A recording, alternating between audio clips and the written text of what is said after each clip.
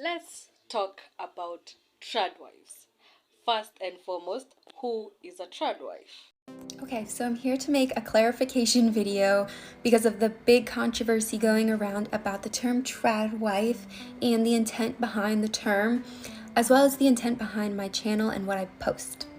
If you are not familiar with the term trad wife, it is a woman who chooses to live a more traditional life with ultra traditional gender roles. So the man goes outside the house, works, provides for the family. The woman stays home and she's the homemaker. She takes care of the home and the children if there are any. The misconception about the trad wife movement, it's not really a movement. Nobody's pushing it. People are typically just living it and maybe showcasing their lifestyle like me. And we believe our place, specifically us as individuals, believe our purpose is to be homemakers. It doesn't mean that we are trying to take away what women fought for. There are a lot of people trying to make this a sinister thing or put some other darker meaning behind the term trad wife. Nobody is doing that. No trad wife TikTokers are saying every woman's place is in their home. We as individuals are just choosing to be homemakers. That's all. Trad wives also believe that they should submit to their husbands and serve their husbands and family, and that triggers people because the words submit and serve, it makes women think that we're saying that we're less than a man. That's not what we're saying. Trad wives just believe that they are here as women for a different role, equally as important though. I can make another video on that another time. To be a homemaker and to have traditional values does not make us bad people. It's 2022. Women should have the choice to be homemakers or not without being judged. And women should also be able to use the term trad wife, which means traditional wife, and not be shunned for wanting to be more traditional. Now that we've known who or what a trad wife is, these are some of the experiences of different people who have seen being a traditional wife as something positive and others have seen it as something negative. The challenges that come with being a trad wife, some of them are sharing about their challenges and some of them are telling us about the benefits of being a trad wife. I don't know what you think about it. You can tell me there down in the comment sections, and don't forget to like, share and subscribe. Number one rule as a trad wife, this is your duty as a wife. A man's home is his castle, so he should be treated as a king. He's working a stressful job, maybe working long hours, just so he can provide for you and the family. So he rightfully deserves peace. That being said, it's every wife's duty to appreciate her man and all his hard work. Show him how much you truly appreciate him, okay? He is your king, and you are his queen. That is your duty. I want to start this video by saying that I'm not asking for money and I'm not asking for sympathy. What I'm asking for is if you are a young 14, 16, 21-year-old girl, listen up. I drove to the grocery store. I need to grab some milk and bread and a couple things, flipped open the bank app on my phone, and I've been sitting in my car crying ever since because I never have enough money. And why do I never have enough money? Because when I was a 19-year-old girl, I fell in love. My Mormon faith told me that I was supposed to be a stay-at-home mom. I got married. I started having babies. I dropped out of college. I never had a career. My only jobs that I ever had in life were a waitress at the Olive Garden and managing a pretzel maker in a mall. Oh, my first couple years of marriage, I decided that I wanted to be an entrepreneur, so I bought a windshield business. I was 20. And my Mormon stake president reminded me that women weren't supposed to work, so I quit my own business, handed it over to my husband, took my name off of it. I would work our family business throughout the next 24 years of my marriage, but I never got paid. I didn't have a salary. My name wasn't on it. I literally worked for room and board. That's it. I would eventually also launch a custom home building company with my uncle as the architect and my friends as the builder, my designs, my realtor. But again, because my husband was the man, his name was on all of the projects, his name was on the business. I remember one of the last custom homes that I built, we sold it and made about a $260,000 profit. That money all went into his bank account. I didn't even have a bank account. I should have said that in the beginning. I never had a bank account. He would give me little envelopes of cash to go grocery shopping with. Anyway, that house sells, the money goes in the bank. I just asked if I could buy myself a piano with the money. I had worked on building that house for 2 years. All of the money went into his bank account. Nothing was under my name. I got a piano, and I got a free house to live in, and I got groceries. So I found myself divorced at age 44 just 5 years ago, and within just a few months, I was living in my car. While he made about $250,000, he would eventually quit that job so that he wouldn't have to pay alimony and child support. He has only paid alimony one time ever in the 5 years since we've been divorced. Once ever. Right after my divorce, I remember being really confident about my ability to get a job, so I put together a resume. I remember one of the first interviews that I had as a management position for a windshield company, similar to the one that we had run. And the man actually laughing as he was interviewing me, like he was really sympathetic. He wasn't being a douchebag, but he was laughing. And he's like, so let me get this straight.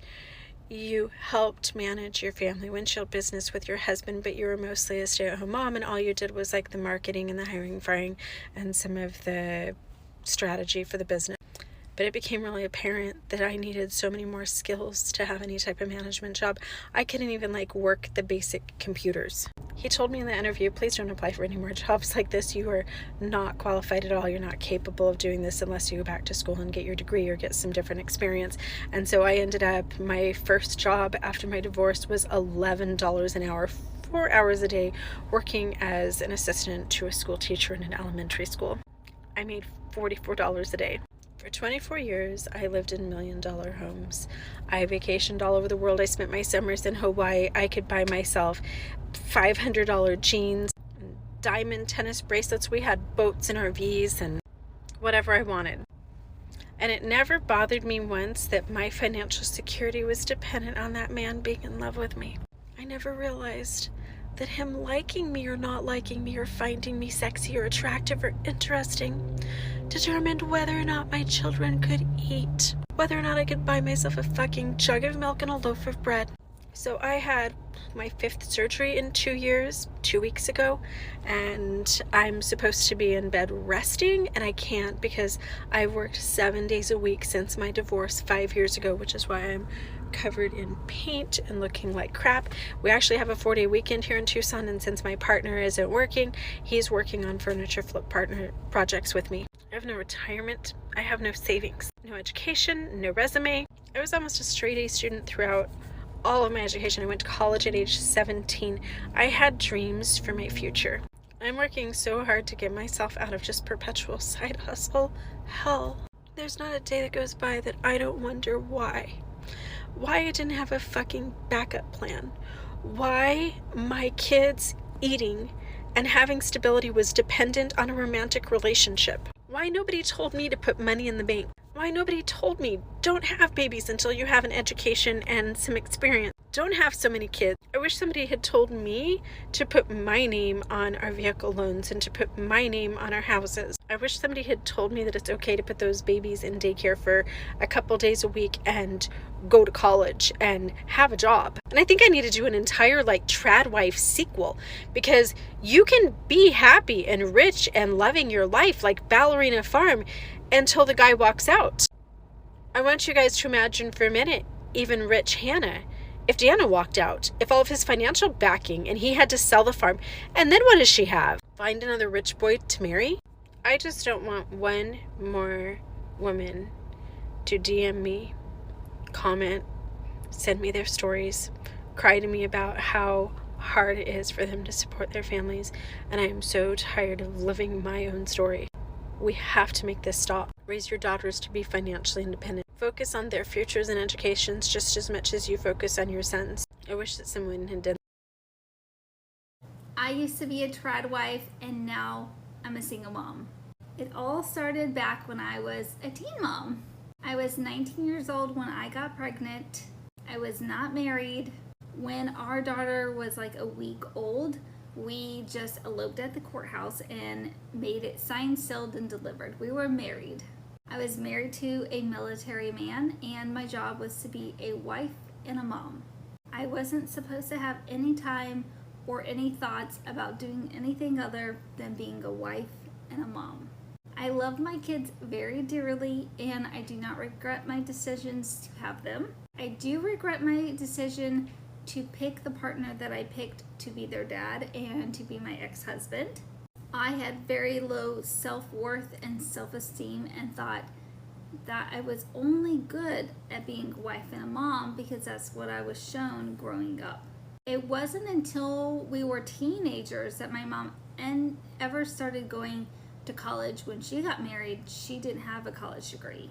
She was in the military and she did her 4 years in the Air Force, and my dad was a career military man, and my mom just married him and became a trad wife. And don't get me wrong, trad wife life comes with perks. I think it's best when you pick the right partner. I've seen a video talking about stitch this and tell me why marriage is hard. Marriage is only hard when you pick the wrong partner. My ex-husband would make fun of my weight. He would make fun of the little gap I have in between my two front teeth right here. Basically anything he could find to make fun of, he would make fun of it. But he would try to play it off as if it was just him being sarcastic and that we should make fun of each other.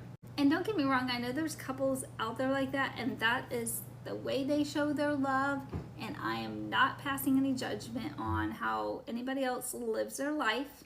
I just know for me, coming from a house where we never did that, it really sent me into, like, I would say emotional distress. I wanted to laugh all of the things off, but deep down inside, I knew all of the jokes were true, and that he was basically just making fun of me our entire marriage. Of course, at the time, I probably didn't realize all of that until I was out of the marriage. I love my kids very, very, very much, and I do not regret my decision to have them. I love them so much. But picking the wrong partner did a number to me even post-divorce. I was tormented for years post-divorce. My ex was so controlling to the fact that he wanted to try to control my sex life after divorce, after many years of divorce. And he was already married and had a kid with his now wife, who was his wife back then also. Anyway, all of this to say is pick smart when you are picking the father of your children, the mother of your children, and you are picking a partner for life. Do not take that very lightly. That is one of the most important decisions you will make in your entire life. Next to what toppings you want for your Chipotle bowl. Also, it's very important to have the hard conversations in an early relationship and in an early marriage, that if your partner is doing something that makes you feel uncomfortable, that you bring it up and you have the guts to have the hard conversations. That is one thing I definitely messed up in my relationship, is that I let my husband at the time make all the decisions. I basically had no voice. I don't even know if I would have been able to speak up, because after we were divorced, when the kids went to go live with him, because my kids went to go live with him and I paid him child support, I would say I had no say-so on how my kids were raised. I learned that very quickly, that my voice and my opinions on my girls did not matter, and that I should just fall in line with anything he says. I'm here to tell you why that whole trad wife trend is absolute bullcrap. I just got off the phone with a friend of mine who has been married for about 15 years now. Before she got married, she got a master's degree in education and a law degree. She met her husband in law school. He wanted a traditional wife. She did not take the bar, and instead they got married. He took the bar, he passed the bar, he became a lawyer, and she became a full-time housewife and later a mom, times 5. They have 5 children. Okay, fast forward 15 years, where he has been cheating on her for years. She finally caught him red-handed. She has enough confidence and determination to say, I want a divorce, I'm done. He's walking away with a $300,000+ job that he got, by the way, from one of her mom friends in a mom group. Let's just put that aside. She has nothing. She has 2 advanced degrees, 0 experience. So are they even worthwhile? Are they even worth anything? She has nothing to show for it. And in the last 15 years, what has changed in law and in education? Probably quite a bit. So she is stuck at this crossroads of feeling like she has nothing. And before you say alimony, he is trying to screw her out of everything he possibly can. She cannot keep the house, even though she has primary custody of the children. She can't afford it. She has no job. Absolutely no job right now. And even if she did, there are 5 children. So between drop-offs and pickups at 4 different schools, she has about 3 hours in the daytime when she is not tending to children. So to any woman who is considering that the trad wife lifestyle might be it for you, I encourage you to think about this story. Remember it. And just remember that you as a woman need to have something for yourself. If anything, just for yourself, because you absolutely never know what can happen in life, whether it be divorce, whether it be cheating, whether it be the passing away of your spouse. You have to take care of yourself and put yourself first. You can still love and support your husband and be an incredible wife who takes care of your man, but take care of yourself first. Welcome back to part 2 of some conventional or unconventional things me and my husband do in our marriage. So the first one is I don't leave the house after dark by myself. This is not a control thing. This is a safety thing. I've had a couple encounters and I don't wish to have any more. Along with leaving the house, I always notify my husband when I'm gonna go somewhere and when I arrive. It's safety. Why not, right? And we always share locations with each other. I really recommend the Life 360 app. It notifies you when your partner arrives or leaves, and it notifies you if their battery is low. I love it. Number 2, we don't do opposite sex friendships. I don't think a woman needs to have a male best friend. Why? Any companionship or company that I need, I can get from another woman. Number 3, and this one's gonna ruffle some feathers. I submit and I serve my husband. This is a biblical thing, so don't twist this into something that it's not. It is a blessing to be my husband's helpmate, and the Bible has the man of the household, not the woman, so he leads. Number 4, we don't involve any outsiders or family members into our disputes.